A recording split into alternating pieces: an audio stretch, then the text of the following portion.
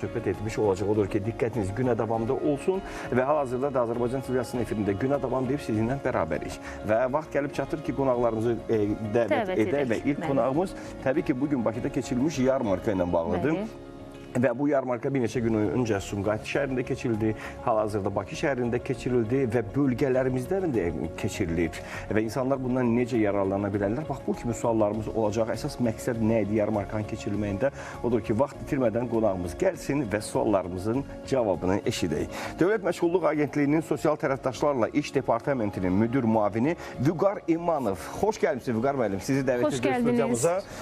Və əlbəttə ki, sizə suallarımız var. Bu suallar ətrafında danışacağıq və inanırıq ki, tamaşaçılarımız üzrə çox maraqlı olacaq və bugün yarmarkada iştirak edə bilənlər, edə bilməyənlər, bölgələrimizdən bizi izləyən tamaşaçılarımız var ki, bir çox bilmədikləri məqamlara aydınlığa gətirəcəklər. Əyləşə də bilərsiniz, ayaqüstə də dayana bilərsiniz. Necə rahatdırsa, elə də olsun, əsas odur ki, suallarımıza başlayaq və xüsusilə vurğulayım ki, Dövlət Məşğulluq Agentliyi tərəfindən məşğulluğun təmini üçün hansı tədbirlər görülür? Mən də ilk növbədə sizləri və dəyərli tamaşaçıları salamlayıram. Bildirdiyiniz kimi, əmək yarmarkalarından bugün qısa müddət ərzində mən sizə çalışacağım ətraflı məlumat verməyə. Ümumi olaraq Dövlət Məşğulluq Agentliyi əhali məşğulluğunun təmin edilməsində, iş axtaran və işsiz şəxslərin məşğul imkanlarının qiymətləndirilməsində və məşğul imkanlarının qiymətləndirmə əsasında məşğulluğun təmin edilməsində kompleks tədbirlər həyata keçirilir. Sadalığımız əmək yarmarkalarda aktiv məşğulluq tədbirlərimizdən biri olmaqla bərabər mütəmadi olaraq il ərzində ölkənin bütün regionlarında, iqtisadi regionlarında, bütün rayon və şəhərlərində həyata keçirilən bir aktiv tədbirimizdir. Əmək yarmarkaları ümumi olaraq illik olaraq bütün regionları əhatə edir. Burada vətəndaşlarımız birbaşa olaraq işə götürənlər də təmasda olurlar. Birbaşa olaraq əmək bazarında olan tələb və təkliflərə, işə götürənlərin hansı boş iş yerləri barədə məlumatları təqdim edilir, onlar barədə məlumatlandırılır və bu çərçivədə işə götürənlərlə birbaşa olaraq ünsiyyət qururlar və onun əsasında real əmək bazarı tələbatı ilə də tanış ola bilirlər. Bu tədbirlərdən insanlar necə yararlana bilərlər? Çünki artıq bu mövzuya toxunduq və kimlər müraciət edə bilir, edə bilmir? Əmək yarmarkalar aktiv məşğulluq tədbiri proqramımız olduğumuza görə birbaşa olaraq iş axtaran və işsiz şəxsləri, bütün şəxsləri əhatə edir. Burada hər hansı bir məhdudiyyətimiz yoxdur. Yəni, istənilən şəxslər Dövlət Məşğulluq Agentliyində və ya dost mərkəzlərində qeydiyyatda olan, iş axtaran və ya işsiz, yəni iş axtaran dedikdə bunu bildirmək istədim ki, hər hansı bir əlavə iş yeri və ya yeni iş yeri axtaran şəxsləri də və ya hər hansı bir müəyyən bir gəlir olan şəxsləri biz iş axtaran şəxs kimi nəzərdə tuturuq. Həmin şəxslər də birbaşa olaraq yarmarkalarda iştirak edə bilərlər. Əmək yarmarkaları ilə bağlı məlumatlar mütəmadi olaraq agentliyin, yəni Dövlət Məşğulluq Agentliyinin rəsmi internet səhifələrində, rəsmi digər vasitələrdə əhaliyə məlumatlandırma şəklində həyata keçirilir. Elanlar öncədən verilir ki, hər hansı bir tarixdə və ya müəyyən sayda işə götürən olacaqdır. Bu barədə vətəndaşlar məlumatlanıb dəvət olunur və ya ümumiyyətlə mərkəzlərdə qeydiyyatda olan vətəndaşları bizim regionlar üzrə filialları və dost mərkəzlərimiz vardır ki, həmin yarmarkada iştirak edən işə götürənlərin tələblərinə uyğun olan boş yerlər barədə məlumatları uyğunlaşdırma aparmaqla vətəndaşlara zənglər edilərək həmin yarmarkalarda dəvətdə edə bilirik. Baxın, bu əmək yarmarkalarında ötən günlərdə Sumqayıtda, bugün Bakıda təşkil olunur və dediniz ki, bölgələrdə də keçirilir. Əslində, bayaq vurğuladınız, amma istərdim ki, daha ətraflı məlumat verək izləyicilərimizə. Buradakı əsas məqsəd nədir? İşə götürənlərlə iş axtaran insanlar görüşür, tanış olur. Əmək yarmarkasına gələrkən özləri ilə hər hansısa bir sənədlərini, CV-lərini və s. gətirməyə ehtiyac varmı? İşə götürənlərlə birbaşa ünsiyyətdə olmaq hansı üstünlükləri qatır onlara? Qeyd etdiyiniz kimi, birbaşa olaraq əsas burada tələbimiz, bəli, bəzən olur vətəndaşlar, ilkin tələbimiz orada şəxsiyyət vəsiqəsi ilə yaxınlaşmadır. Çünki birbaşa olaraq həm rəsmi olaraq qeydiyyatdan keçirilər, gələn vətəndaşların təhlili aparılır ki, hansı kateqoriyada olan şəxslər bu tədbirdə iştirak edir, müəyyən digər dövrlərçi olan tədbirlər üçün. Həmçinin də işə götürənlər də bəzən olur ki, vətəndaşlar birbaşa olaraq iş yerindəcə müsahibələr təşkil edirlər və ona görə də həmin şəxsiyyət vəsiqəsinə nəzərən məlumatlar əldə edirlər. Əlbəttə, CV ilə gələn yəni şəxsi məlumatı ilə gələn vətəndaşlar daha üstünlük təşkil edirlər. Çünki bəzən olur vətəndaş birbaşa olaraq öz məlumatlarını tam orada işə götürənə öz şəxsi məlumatlarını CV vasitəsilə bildirməklə, göstərməklə də işə götürən həmin məlumatı daha sonra vətəndaşla əlaqə saxlaya bilir və uyğun olduğu təqdirdə iş yerinə əmək müqaviləsi bağlamaq üçün də dəvət edə bilirlər. Belə tələb olaraq ikisini sadalaya bilərik ki, şəxsiyyət vəsiqəsi və şəxsi məlumat olaraq da CV məlumatlarını gətirdiyi təqdirdə gətirə bilərlər. Nə gözəl. Anonsunu edərkən Yəni Aytaç çox maraqlı bir söz söylədi ki, öz işini qurmaq istəyənlərə də dəstək olunur. Odur ki, Dövlət Məşğulluq Agentliyi tərəfindən öz işini qurmaq istəyən şəxslərə dəstək olunur və bu özünə məşğulluq proqramı icra olunur. Bu proqram barədə də məlumat vermenizi sizdən xahiş edirik. Çünki proses necə təşkil olunur, bax bu barədə də məlumatları istəyərdik. Həm sizdən biz öyrənək, çünki mütəmadi olaraq müxtəlif mövzular ətrafında biz qonaqlarımızı dəvət edirik, söhbət edirik və lazım olduğu halda bax bu cür məsələləri biz də vurğulamaq istəyirik. Buyurun.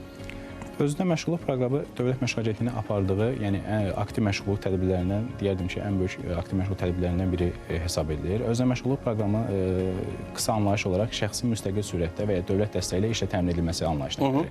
Yəni dövlət dəstəyi ilə burada Dövlət Məşğulluq Agentliyi şəxslərə müəyyən çərçivədə avadanlıqların, yəni aktivlərin istehsal xidmət və kənd təsərrüfatı sahəsi üzrə avadanlıqların təmin edilməsini həyata keçirirlər. Bu proses necə təşkil edilir? Vətəndaşlar bura necə müraciət edə bilərlər? Dediyim kimi Dövlət Məşğulluq Agentliyinin və regionlarda olan dost mərkəzi olan yerlərdə dost mərkəzlərinə vətəndaşlar birbaşa şəxsiyyət vəsiqəsi ilə yaxınlaşaraq vətəndaşların ilk növbədə məşğul imkanlarını qiymətləndirilir. Yəni hansı sahəyə biz vətəndaşı iş prosesini tənzimləyə bilərik, vətəndaşı ən uyğun sahə hansıdır onu yönləndirə bilərik. Həmin prosesin sonunda vətəndaş uyğun olduğu təqdirdə özünə məşğulluq proqramına cəlb edilir. Cəlb etmə prosesində də vətəndaşın əvvəlki iş yeri üzrə təcrübəsi, bu sahə üzrə biliş və bacarıqları varmı müəyyən çərçivələrdə onlar təhlil edilir və daha sonra vətəndaşlarımız təlimlərə cəlb edilir. Təlimlərdə vətəndaşlara biznesin təşkili, idarə edilməsi, sosial ödənişlərlə bağlı digər öhdəlikləri orada müəyyən dövr ərzində vətəndaşlara təlimçi tərəfindən öyrədilir və sonunda biznes təlimlərinin sonunda təlimi uğurla bitirən, yəni qiymətləndirməni keçən vətəndaşlarımızın artıq aktivi gözləmə müddəti başlayır.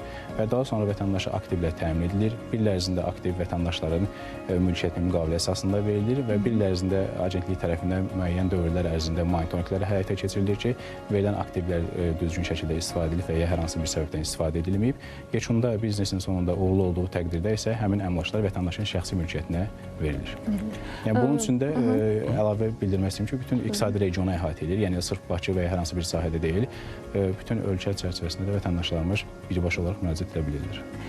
Bundan əlavə əmək yarmarkalarından əlavə işsiz insanlar müraciət edir, geniş imkanlarını tanımış olurlar. Bir də müəyyən peşələr var ki, onlar artıq günümüzdə öz aktuallığını itiriblər. Həmin insanlar da bilirik ki, agentlikdən yararlana bilirlər. Onlarla iş necə olur? Onlar yeni peşələrə mi yönləndirilir, yoxsa hansısa bir kurslara mı, hansısa bir peşə təlimlərinə mi? Bu proses barədə də məlumat verirsiniz. Xatırlayıram ki, bu mövzuya bir dəfə də toxunmuşduq və bölgələrimizə xüsusilə vurğulamaq lazımdır ki, bir çox bölgələrimiz var ki, yəqin siz də mənimlə razılaşarsınız ki, sənətkarlıq nümunələrindən doludur. Orada sənətkarlar fəaliyyət göstərirlər və həmin ənənəni yaşatmaq üçün insanların marağında olan sahələr olur ki, peşə sahibi olmaq istəyirlər. Bu ilə bağlı biz xatırlayıram ki, belə bir mövzumuz olmuşdu və istərdik ki, hal-hazırda bax bu Aytaç xanımın ünvanladığı bu suala da cavab alaq. Peşə hazırlığı da agentliyin həyata keçirdiyi aktiv məşğulluq tədbirlərindən biridir. Burada qeyd edildiyiniz kimi, burada da iş axtaran və işsiz vətəndaşlarımız bu proqramdan yararlana bilirlər. İlk növbədə proseslər eyni sürətdə təkrarlanır. Vətəndaş mərkəzə şəxsiyyət vəsiqəsi ilə və ya regional filiala yaxınlaşır. İlk növbədə məşğul imkanları qiymətləndirilir ki, vətəndaş hansı sahədə təcrübəsi olub və ya ümumiyyətlə yeni sahəyə yiyələnmək istəyirmi? Əmək bazarının bizdə peşə hazırlığı ilə bağlı 175 aktual peşə ixtisas sahəmiz var. Yəni bunu da istər vətəndaşları, hər kəs də Dövlət Məşğulluq Agentliyinin rəsmi internet səhifəsindən dma.gov.az səhifəsindən daxil olmaqla həmin səhifədən də aktual olan peşələrlə tanış ola bilərlər və yəni özlərinə yaxın və ya ümumiyyətlə sahəsini dəyişmək istədiyi peşələrlə oradan tanış olduqdan sonra Dövlət Məşğulluq Agentliyinə və dost mərkəzlərinə müraciət edə bilirlər. Biz ümumi olaraq peşələri real əmək bazarının tələbatı əsasında, yəni ilbəil dəyişir. Qeyd edildiyiniz kimi yeni peşələr aktuallığını itirir, yeni peşələr, texnoloji inkişaf, yəni rəqəmsallaşma ilə əlaqə yeni peşələr gələnir. Bu sayəsində vətəndaşlara yeni kursların açılması və yeni ixtisaslar tərəfimizdən müəyyən çərçivələrdə təqdim edilir. Dövlət Məşğulluq Agentliyi tərəfindən hansı ki, işsiz olan vətəndaşlarımız peşə hazırlığına cəlb edildiyi dövrdə peşə hazırlığı müddəti maksimum 6 aya qədərdir. Yəni maksimum 6 aya qədər kursun müddətindən asılı olaraq dəyişir. Yəni bu 1 aylıq da ola bilir, müəyyən 6 aya ərzində. Həmin dövrdə ölkə üzrə minimum əmək haqqının 50% miqdarında da vətəndaşlara təqaüd ödənilir. Yəni bu vətəndaşlarımız hər hansı bir peşəyə qoşulduğu təqdirdə, işsiz olduğu dövrdə həm öz peşəsini deyək yeniləyir və ya yeni peşəyi öyrənir, həmin müddət ərzində də minimum əmək haqqının 50% miqdarında da təqaüdlə təmin olunur. O qədər maraqla suallarınıza cavab verirsiniz ki, yenə də suallarımız yaranır. Çünki bu sahədə uğurların olmağı və insanların işsiz qalmaması namizə atılan addımlar, yarmarkaların keçirilməyi doğrudan da sevindirici haldır. Və bilirik ki, bölgələrimizdə daha çox işsiz qalan şəxslər var ki, onlar müraciət edə bilərlər. Bölgələrimizdən də müraciət etmək istəyən insanlar var. Ola bilsin ki, bu barədə məlumatı ilk dəfə eşidənlər var ki, biz bir daha istəyərdik ki, vurğulayaq ki, hara müraciət edə bilərlər, necə müraciət edə bilərlər, yaş həddi varmı, bilmirəm. Yəni, bax, bu yaş həddi ilə də bağlı xüsusilə vurğulamaq istərdim və bilirəm ki, bölgələrimizdə xanımlarımızın da daha çox cəlb olunduğu sahələr var. İşlə işləmək istədiyi və o peşə olaraq. Və bəzən çəkinirlər. Heç vaxt heç bir iş təcrübəsi olmayan, heç bir peşəsi olmayıb indiyənə qədər. Həmin xanımlar da müraciət edə bilərlər. Əsasən bölgələrdə bu yarmarkaların təşkili necə olur? O barədə daha geniş məlumat versək, düşünürəm, yaxşı olar xanımlar üçün. İlk olaraq yaş həddindən başlamaq istərdim. Çünki bəzən olur vətəndaşlar bizdə də ümumi olaraq bu çərçivədə müraciətlər olunur ki, mən hansı yaşdan sonra qeydiyyata düşə bilərəm, yoxsa yox. Ümumi olaraq Dövlət Məşğul Agentliyində və DOST mərkəzlərində rəsmi olaraq qeydiyyata düşmək üçün 15 yaşından yuxarı olan hər bir kəs qeydiyyata düşə bilirlər. Çünki ümumi olaraq işlə əmək müqaviləsinin bağlanması prosesinə həmin dövrdən başlanılır. Yəni həmin dövrdən vətəndaşlarımız şəxsiyyət vəsiqəsi ilə Dövlət Məşğul Agentliyinin bütün iqtisadi regionlarda xidmət şöbələri fəaliyyət göstərir. Yəni hər regionda vətəndaş olduğu yerdən asılı olmayaraq xidmət şöbəsinə yaxınlaşıb şəxsiyyət vəsiqəsi ilə qeydiyyata düşə bilir. Burada yəni müəyyən hər hansı bir məhdudiyyətimiz yoxdur. İş axtaran və işsiz vətəndaşlar hər bir halda qeydiyyata düşə bilirlər. Əmək yarmarkalarında hər hansı bir yaş həddi ilə bağlı digər suala gəldiyi təqdirdə isə burada əmək yarmarkalarında olan tədbir agentliyin təşkil etdiyi, lakin ora ümumi olaraq vakansiyanın təqdim edilməsi işə götürənlər tərəfindən təqdim edildiyinə görə ola bilsin ki, bəzən müəyyən hallarda iş yerinin xüsusiyyətlərinə nəzərən yaş tələbləri ola bilir. Yəni bu da ki, işə götürənlər tərəfindən təqdim edilən bir hal kimi müəyyən edilir ki, yəni orada ola bilsin təhsil tələbi, təcrübə tələbi, yaş tələbi ki, o da vakansiyanın, yəni boş iş yerinin tələbindən asılı olaraq formalaşan tələb. Vüqar müəllim, əvvəldə qeyd elədik ki, bu gün Bakı şəhərində yarmarka keçirilib və bu yarmarka səhər saatlarında olduğuna görə adətən bizim müxbirimiz canlı bağlanır. Amma səhər saatlarında olduğuna görə hal-hazırda çox maraqlı bir reportaj hazırlayıb. Söhbət Çinarə Qambayevadan gedir və böyük məmnuniyyətlə istərdik ki, həmin o yarmarkada yaşananların hər birini reportaj formasında sizə təqdim edək. Buyurun.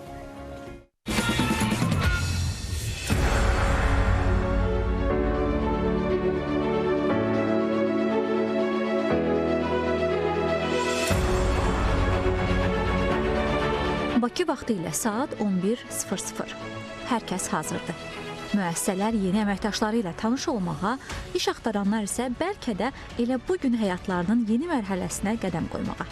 İstənilən halda hər iki tərəf çox həyəcanlıdır. Bugün Bakıda növbəti əmək yarmarkası keçirilir. Bu dəfə tədbirdə 50-yə yaxın müəssisə, 300-ə yaxın vakansiya ilə iştirak edir və yeni əməkdaşlarını seçməyə hazır görünürlər. Namizədlər də yavaş-yavaş artmağa başlayıb. Gəlin baxaq, daha çox hansı peşə sahiblərinə tələbat var. Çox heyif ki, tədbir saat 1-də bitir və bizim efir vaxtımız saat 3-ün yarısı başlayır. Yoxsa Elnurla Aytaca birbaşa qoşulardıq və tədbir yerindən həmişəki kimi operativ məlumatlar ötürərdik. Amma ev yox, indi çox maraqlı bir sujet hazırlayacağıq. Hazırsan? Etdik.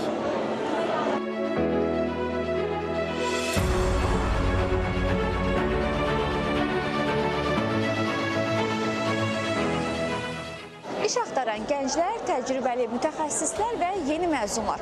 Hər kəs özünə uyğun iş tapmaq ümidi ilə stendlərin qarşısına toplaşıb. Bu arada çox maraqlı vakansiyalar var. Bəlkə sənə yeni iş tapar? Haqlısan, sən olmasan məlumatları insanlara necə ötürə bilərik, düz deyil?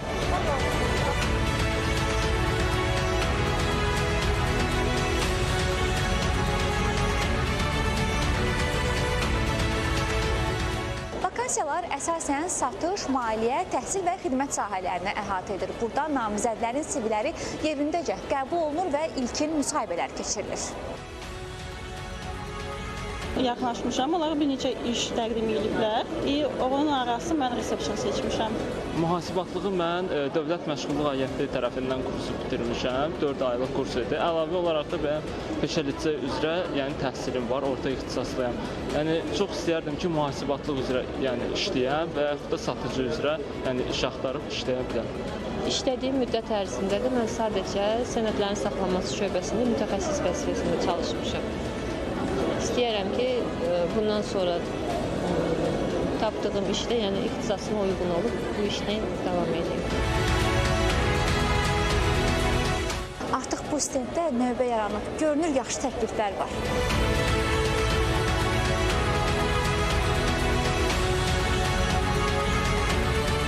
Keçirilmiş yarmarkanın da məqsədi işəgötürənlərlə iş axtaranların birbaşa təmasını təşkil etmək və onların bu yarmarkada həm işəgötürənlərin, həm iş axtaranların özlərinə uyğun iş və vakansiya tapmalarıdır. Və əlavə olaraq qeyd edim ki, bu bizim tərəfimizdən keçirilən sonuncu yarmarka deyil və növbəti aylarda da tərəfimizdən 5-ə yaxın yarmarkanın keçirilməsi nəzərdə tutulmuşdur. Və vətəndaşlarımızı bu yarmarkalarda aktiv iştirak etməyə dəvət edirəm və əminəm ki, iştirak edən hər bir vətəndaşımız özünə, ixtisasına və peşəsinə uyğun iş tapacaqdır. Əmək bazarında vacib olan məqam nə boş vakansiyalarının sayının çoxluğu, nə də bu yerləri doldurmaqdır. Ən önəmlisi odur ki, insan doğru ünvanda ona uyğun sevdiyi işlə məşğul olsun. Çünki puzzle'ın doğru hissələri bir-birini tamamladıqda bu hər iki tərəf üçün də inkişaf yolunda düzgün addımlara çevrilir. Çinarə Qambayeva, Burhan Turabov, xüsusi olaraq Günə Davam üçün. Bugün səhər saatlarında Bakıda təşkil olmuş əmək yarmarkası haqqında danışırdıq və oradan da bütün maraqlı məqamları Çinarə bizim üçün təqdim etdi. Canlı bağlantı olması da Çinarə hər şeyi sanki canlı ilə izləyirdik. Çox gözəl təqdim etdin bizə. Təşəkkür edirik və gördük orada hər yaş qrupundan insanları gördük. Özelliklə məncə xanımlar daha aktiv idilər. Son olaraq fikirlərinizi bildirin. Zəhmət olmasa. Biz də sizin vasitənizlə qeyd edildiyiniz kimi Dövlət Məşğulluq Agentliyi tərəfindən müəyyən aktiv məşğulluq tədbirləri həyata keçirilir. Bu çərçivədə istər günün mövzular əmək yarmarkalarında da vətəndaşlarımızı daha aktiv şəkildə iştirak etməyə dəvət edir. Çünki burada birbaşa olaraq işə götürənlər müsahibə imkanları olduğundan onların daha yaxşı özlərinin fikirlərini ifadə edəcəyini düşünürük. Və ümumi olaraq da istənilən aktiv məşğulluq tədbir proqramlarına peşə hazırlığımız olsun. Süjetdə də qeyd olundu, vətəndaş orada peşə hazırlığına qoşulub, bitirib daha gəlib iş axtarır və digər tələblərdə yiyələnmək üçün vətəndaşlarımızı Dövlət Məşğulluğunda faydalanmağa və fəaliyyət istiqamətlərində yararlanmağa dəvət edirik. Minnətdarıq gəldiyiniz üçün təşəkkürümüzü bildirmək istəyirik. Xatırladaq ki, qonağımız Vüqar İmanov, Dövlət Məşğulluq Agentliyinin Sosial Tərəfdaşlarla İş Departamentinin müdür müavini suallarımızı cavablandırdı və bugün Bakı şəhərində baş tutan yarmarkadan da xüsusi reportaja görə təşəkkürümü bildirirəm. Çox maraqlı idi. Və də oradan da insanların öz sahəsi üzrə maraqlandığı sahələr üzrə müraciət etmələri, gəlmələri və həmin o sahədə iş tapmaqları çox önəmli məsələlərdən biridir. Və biz müsahibimizlə danışarkən burada da bölgələrə də bunun şamil olunmağı daha da aktiv bir həyat deməkdir. Aktiv bir həyat deməkdir və ümidvaram ki, xanımlar yararlanacaqlar və əminəm ki, Elnur, bilməyən bir neçə insan bugün efirimiz vasitəsilə bu məlumatı almış oldu. Odur ki, aktiv izləmədə saxlayın və belə bir yarmarkalardan maksimum yararlanın. İnanıram ki, təkcə xanımlar deyil, hamı yararlanacaqlar bundan. Fasilədən sonra yenidən sizinlə bərabərik.